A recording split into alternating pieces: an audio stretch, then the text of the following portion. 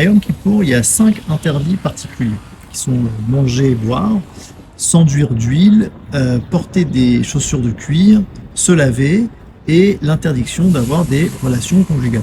La question c'est en quoi tout ça m'aide à faire tchouva. Pourquoi est-ce que si j'ai mal à la tête ou que je me sens inconfortable, ça m'aide à faire tchouva?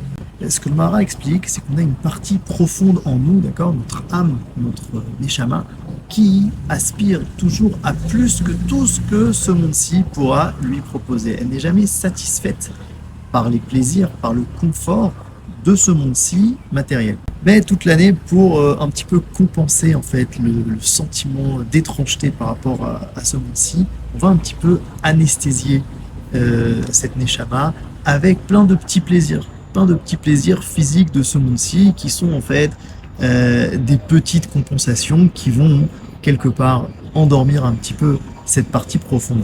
En fait, en acceptant ces petits pots de vin, quelque part, notre âme, notre neshama s'exprime beaucoup moins. Et c'est peut-être ça la principale raison pour laquelle on fait des fautes. En fait, on oublie nos aspirations les plus élevées, les plus profondes. Et en fait, à Yom Kippour, on veut que cette partie-là, elle s'exprime le plus possible, sans aucune petite compensation, sans aucune petite anesthésie.